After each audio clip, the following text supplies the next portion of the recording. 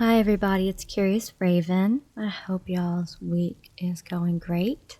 This video today will be stories completely dedicated to Steve from Reddit. He has had many encounters. Please go and check him out. I will be putting his link in the description. Also, these stories are completely true. 22 years ago, I lived in a house on a lake. Rented a room from a lady that lived in the other room. I had been living with a good friend, but moved out and needed a new place. My parents actually found the listing in the newspaper and set me up with it. Aside from a strange living condition of living in a 2-bedroom bungalow with a complete stranger in the middle of nowhere, it seemed like it was going to be nice. My new housemate had a large dog that actually kind of freaked me out a little bit. However, she was a super sweet dog. My housemate was never home. Between work, her friends, and her boyfriend, I saw her all of 3 days out of the 3 months I lived at the house. So I took care of the dog. The thing about this dog, she would hide under my housemate's bed until she was hungry or needed to go outside. Never having had dogs, I didn't know any better. The first month wasn't anything to write home about.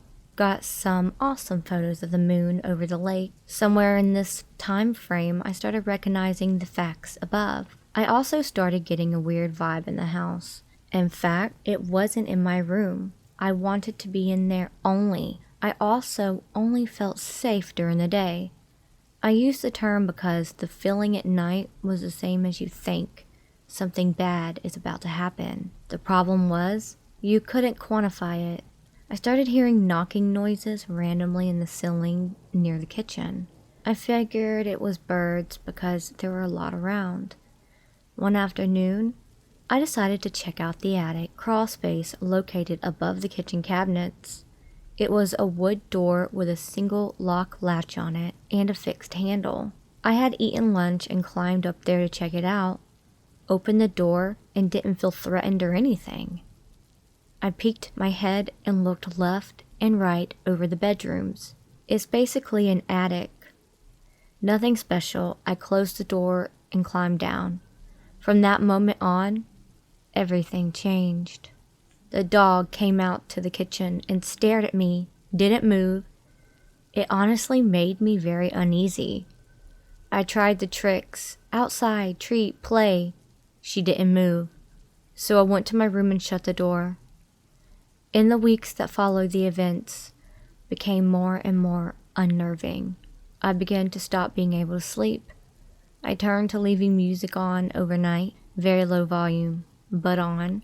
As time passed, I got where I felt like someone was standing in the corner of my room. One evening, the alarm clock radio in the living room turned on its own. First, I didn't know it was even there because I never went in there. Nothing in there was mine. Over the last 2 months, it had never gone off. I asked my housemate when I saw her next about it, and she denied setting it. She was visibly confused as to why it would go off. I began to feel as though I was being watched in every room. I felt as though the figure in my room was always there. I began to wake from sleep for no reason. I began grinding my teeth at night. I moved to sleeping with a black light on, lowest level I could get in the room. Music became CD that would repeat indefinitely. Now, I would wake up, look around, and see nothing, then try to go back to sleep. My housemate and her friend were at the house one evening, and the friend claimed to be psychic. She looked dead at me and asked me how I'm sleeping. I hadn't seen this housemate in weeks and hadn't told her about my problems. She then tells me there is an old man in my room, that he doesn't like me. I asked if there was anything I could do. She said no. I began addressing this man and asking him to leave me alone. Life got much worse. I would be on the phone with my now wife and would fall asleep. She would tell me years later there were strange sounds that scared her. She said she would stay on the phone to ensure nothing happened to me. I began to have regular nightmares every time I closed my eyes. My work started to suffer. I was exhausted. I began to see a dark cloud, like mist, that appeared to pour out of the cinder block wall with the lights on. In the corner the man had been reported standing. I would walk over and touch the area. Nothing there. Go back to bed, see it still happening. My wife was getting ready one morning, and while putting on makeup, she told me the face wasn't hers. She left the bathroom and didn't go back. That night we were both asleep. She had become accustomed to my nightmares at this point. I had a dream that she and I were in the car and driving down the road. It was nice. I looked at her and then looked back to the road in time to see 3 children in the road. The next sequence happened so fast. I had no time to react. Each face hit the windshield and appeared zombie-like. I immediately awoke. I was sweating, shaking, scared. My wife was instantly awake also. She asked what happened. I relayed the above story. Her face lost color. She looked very concerned, thinking it was the content of the dream. I apologized. She sat silent, long enough to make me wonder if something was wrong with me. She broke the silence and said, "Just before you awoke, I had dreamed that we had just gotten into your car. We left, and the next day, I found somewhere else to stay. We moved to another state, and the first night in the new place, I slept non-stop. I woke up arrested and recognized the silence in my head." Edit. The dog isn't mentioned further because it didn't add to the recounting after a certain point. The dog was cared for, while not, in my opinion, the best way, because her best friend wasn't there to play. The housemate had friends that would come and help out during the day, and the housemate would stop by. However, she wouldn't stay the night more than a handful of times. I think in total, she was there overnight for 2 weeks over the span of 3 months.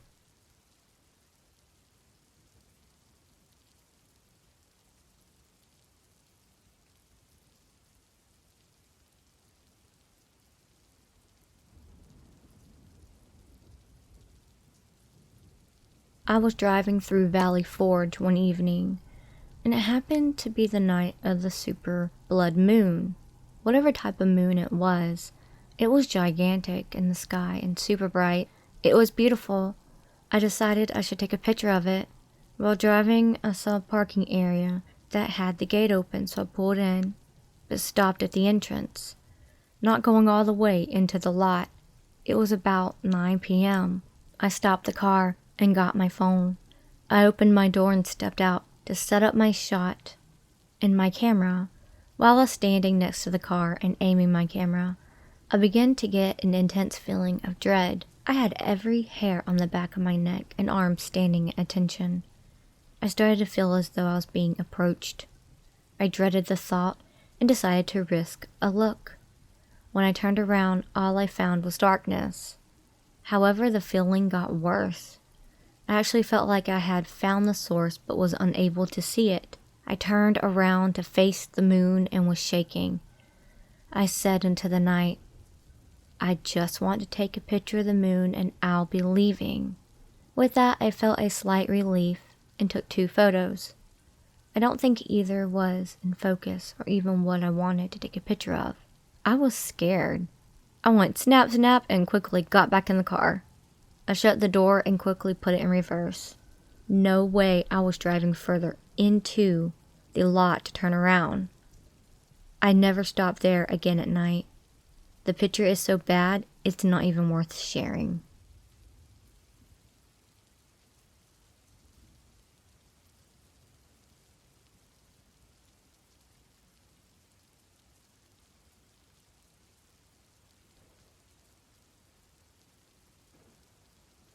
My whole life I had had some experiences.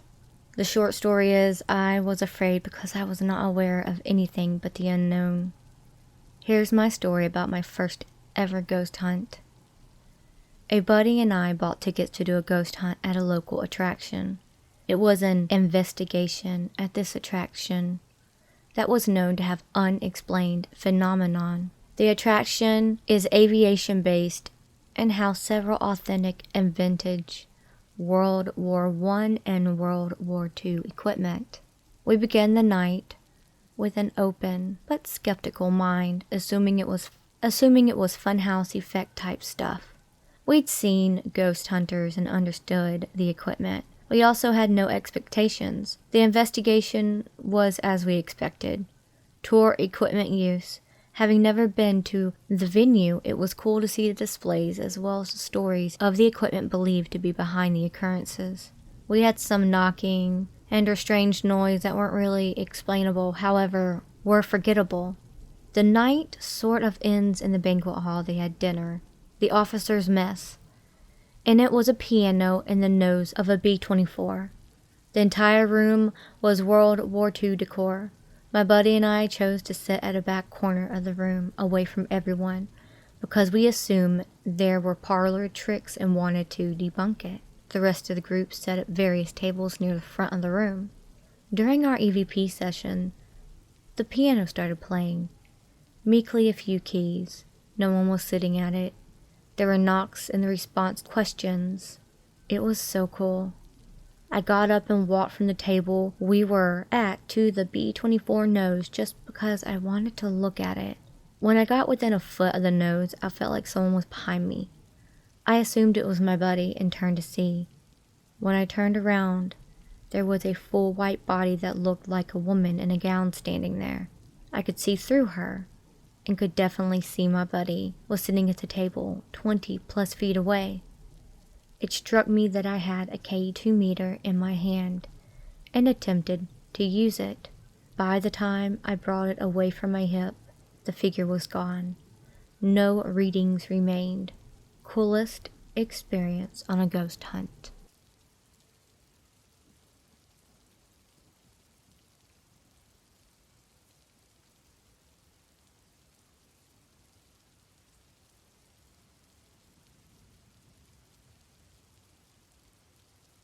My first firefighting job was in a small city with 2 stations.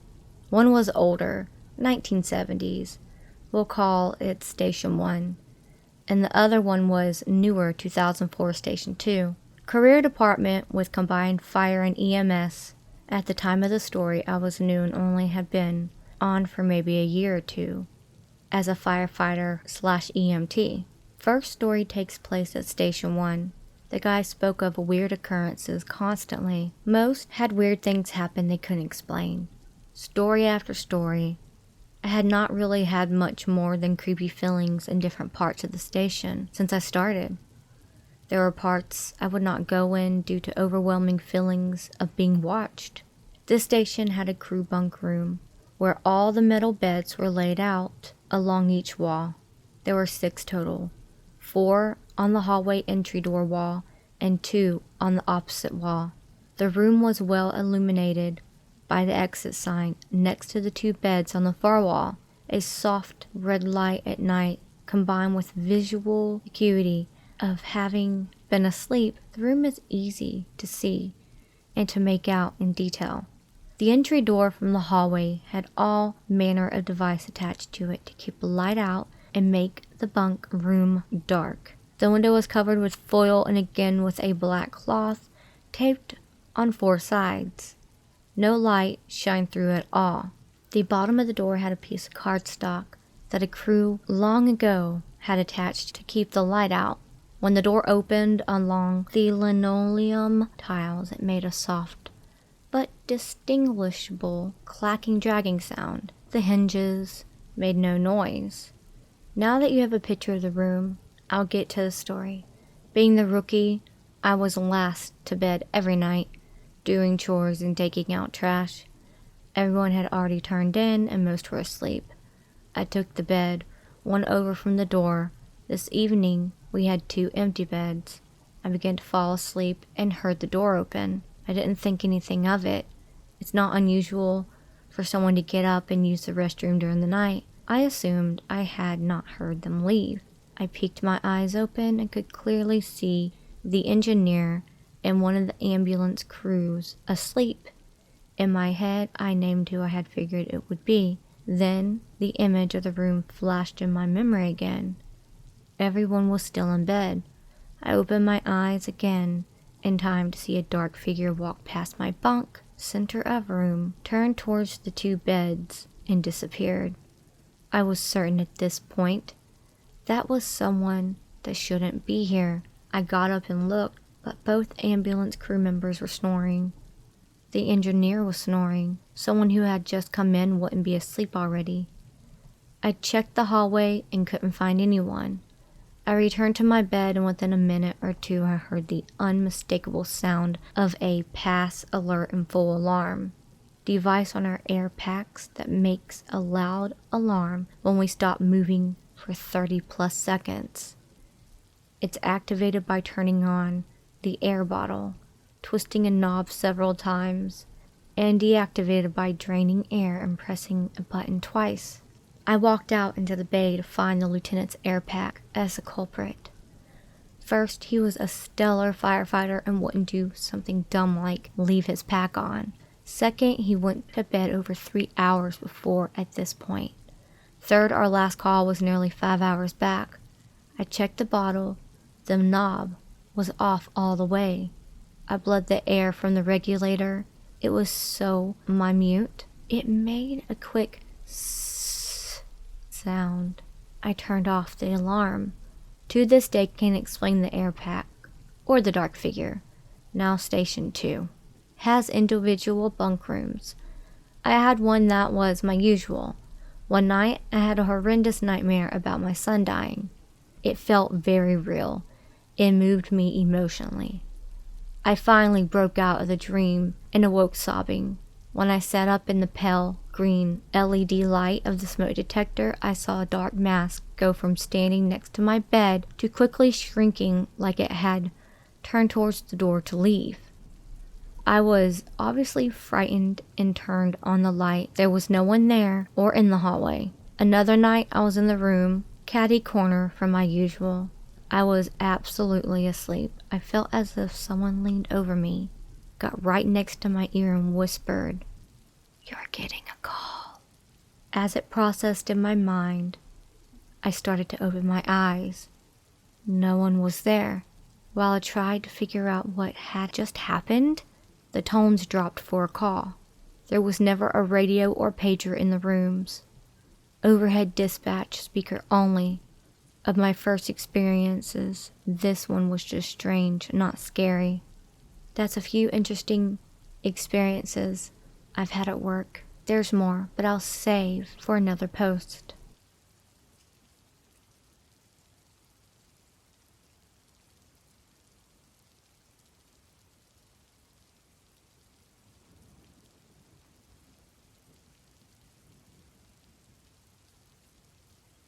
I'm glad my other recounting went so well.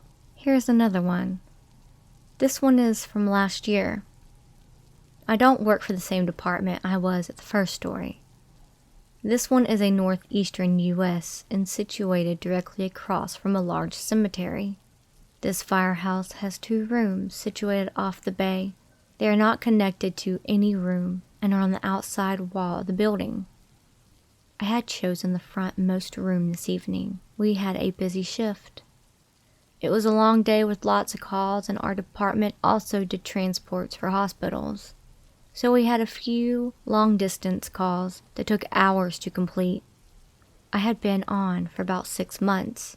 It took me almost no time to fall asleep. However, after years of working in the service, I have found a need of music to soothe me to sleep. I had it on and set a sleep timer for it to turn off. I always set it for an hour. I usually pass out after about 15 minutes of the music and go deeply into sleep. This particular night, I had done just that. While snoozing soundly and completely unsuspecting, I feel someone lean over me, get very close to my ear. The pressure of this person near was very intense. About the moment I realized someone is doing this, I heard a very loud yell, "Leave!" It woke me instantly. It was pitch black in the room. I couldn't see anything. This added to the chaos. As I lie there, with my eyes wide open, I said out loud, "What was that?" The sound of my voice echoing in the room gave me a reference for how loud the voice was. It wasn't as loud as mine. It was, however, loud enough to be if I had spoken softly or quiet into the night. I became super freaked out and turned on my phone light. I looked around and honestly found what I expected. Nothing. It took me almost 2 hours to go to sleep after that. Thank you so much for listening to this video, and thank you to this amazing Redditor, Steve. Thank you for your service, sir. Remember, please go like and subscribe. It really does help me out to get me better into the algorithm of YouTube. So, thank you so much. I will be talking to y'all soon. Love y'all. Remember, it's scary out there.